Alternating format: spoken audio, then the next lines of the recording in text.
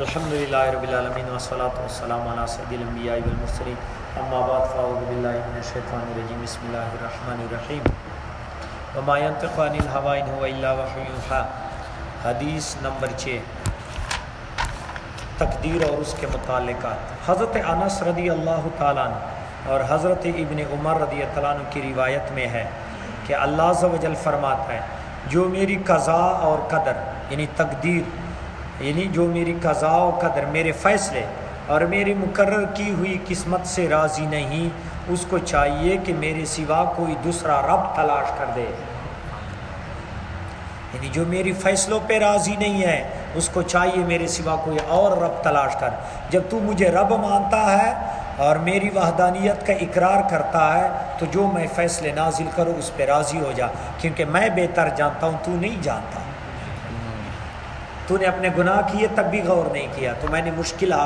لے آیا، مصیبت میں تجھے مبتلا تاکہ تیرے گناہ معاف ہو جائے۔ تو پھر بھی کہتا ہے کیوں مشکل آ گیا، اپنے گناہ بھول گئے؟ یعنی تو میرے جو ہے میں تیرے اوپر آسانیاں لے آؤں، تیرے اوپر مشکلات لے آؤں تو اس پہ جو ہے وہ راضی ہو جا مجھ سے کہ میں رب ہوں۔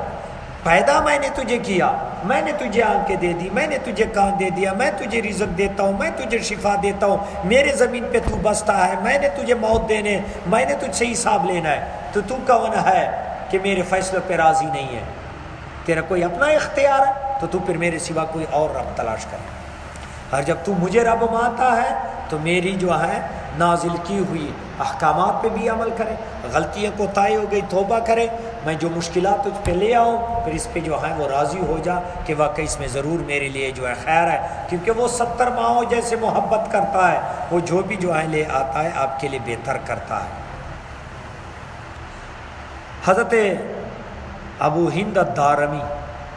کے الفاظ یہ ہیں کہ اللہ عز و جل ارشاد فرماتا ہے جو میرے فیصلے اور حکم سے خوش نہ ہوا اور میری بیجی ہوئی بلا اور مصیبت پر صبر نہ کرے اس کو چاہیے کہ میرے علاوہ کوئی دوسرا رب تلاش کرے۔ حضرت ابو امامہ رضی اللہ عنہ کی روایت میں اللہ تعالیٰ فرماتا ہے میں نے ہی خیر کو پیدا کیا ہے اور میں نے ہی شر کو پیدا کیا، شر کا بھی خالق میں ہوں، پس مبارک ہے وہ شخص جس کو میں نے خیر کے لیے پیدا کیا اور اس کے ذات سے خیر کو جاری کیا، اور بدبخت ہے وہ شخص جس کو میں نے شر کے لیے پیدا کیا اور اس کی ذات کو شر کے لیے مخصوص کر دیا۔ یعنی نیک بخت ہے وہ بندہ جس کو میں نے خیر کے لیے پیدا کیا کہ خود بھی بلائی کا کام کرتا ہے اور لوگوں کو بھی بلائی پہ لگاتا ہے جیسے اولیاء، اور بدبخت ہے وہ شخص کہ خود بھی گناہوں میں پھنس گیا اور لوگوں کے لیے گناہوں کے راستے کھولتا ہے، لوگوں کو بھی گمراہ کر رہا ہے۔ کتنا بدبخت بندہ ہے اور کیسے میری پکڑ میں ہوگا۔ تو ہمیشہ انسان اگر عبادت کرے، اطاعت کرے، دوسروں کو بھی عبادت کی ترغیب دے دے تو سمجھے اللہ عز و جل نے مجھے خیر کے لیے پیدا کیا اور خیر کا کام مجھ سے لے رہا ہے۔ اگر آپ گناہوں کے دلدل میں پھنسے ہوئے ہیں اور لوگوں کو بھی گناہوں کے جو ہے وہ مواقع فراہم کرتا ہے تو سمجھے میری بدبختی اور کیا ہے، خدا کی پکڑ میں آ جاؤں گا۔ حضرت ابن عباس رضی اللہ تعالیٰ عنہ کی روایت میں کہ اللہ عز و جل نے سب سے پہلے لوح محفوظ میں یہ الفاظ لکھے شروع اللہ عز و جل کے نام سے جو بڑا مہربان نہایت رحم والا، یعنی اللہ عز و جل کے نام سے شروع جو بہت مہربان نہایت رحم والا، بے شک جس شخص نے اپنے آپ کو میرے حکم اور فیصلے کے سپرد کر دیا اور میرے حکم پر راضی رہا اور میری بیجی ہوئی بلا اور مصیبت پر صبر کیا اس کو میں قیامت کے دن صدیقوں کے ساتھ اٹھاؤں گا۔ یہ واقعات صحابہ نے دیکھے اور یہ واقعات کربلا میں امام حسین علیہ السلام نے دیکھے، کیسے صبر، آئی ہوئی مصیبت بھلا تکلیف جو بھی آیا کیسے جو ہے بخوشی اور کیسے جو ہے خندہ پیشانی کے ساتھ برداشت کیا، آج نام زندہ ہے۔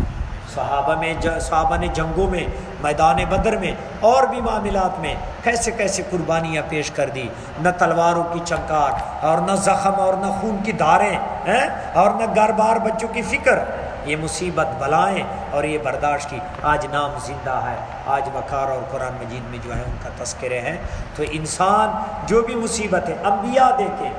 ابراہیم علیہ السلام کو آگ میں ڈالا گیا کیسے صبر کیا، ایوب علیہ السلام پر مصیبتیں آ گئیں، کیسے صبر کیا؟ یوسف کو باپ سے جدا کر کے کنویں میں ڈال کے مصر میں بیچا گیا، کیسے صبر کیا؟ موسیٰ جو ہیں وہ گئے مدین میں 10 سال گزار کے، کیسے صبر کیا؟ موسیٰ کی والدہ نے کیسے صبر کیا؟ بی بی مریم پہ تہمت لگایا، کیسے جو ہے وہ صبر کیا؟ یعقوب کی بینائی گئی، کیسے صبر کیا؟ نوح علیہ السلام کا بیٹا آنکھوں سے دیکھا جو ہے وہ پانی میں ڈوب گیا، اور جو ہے قوم کی ظلمت و رویے پہ جو ہے انہوں نے جو ہے صبر کیا۔ یونس علیہ السلام مچھلی کے پیٹ میں گئے، عیسیٰ علیہ السلام کو جو ہے سولی پہ چڑھانے کے لیے زکریا اور یحییٰ پہ آرا چیرا گیا، رسول اللہ صلی اللہ علیہ وسلم کو پتھر مارے گئے، گھر سے نکالا گیا، انہوں نے صبر کیا کہ خدا کی طرف سے یہ مصیبتیں آ رہی ہیں اور اللہ عز و جل آسانیاں پیدا کرے گا، اور کیسی نجات پایا، کیسی عظمتوں سے جو ہے مالا مال ہو گئے۔ تو انسان وہ تو انبیاء تھے، ان کے تو اعمال اچھے تھے، ہم تو اگر مصیبتوں میں پنسے ہوئے ہیں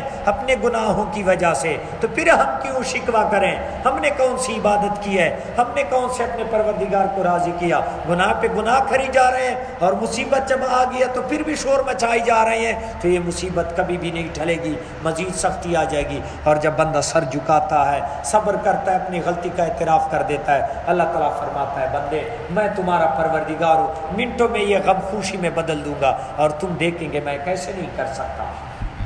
میں کیسے نہیں کر سکتا۔ تو انسان کو چاہیے کہ ہمیشہ اللہ عز و جل کے یعنی قضاء و قدر کے جو فیصلے ہیں، تقدیر کے جو معاملات ہیں، اس پہ راضی ہونا چاہیے۔ اللہ عز و جل بندے کے لیے آسانیاں پیدا فرمائے۔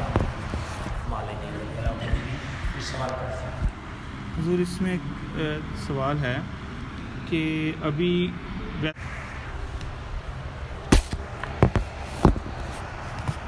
الحمدللہ رب العالمین والصلاۃ والسلام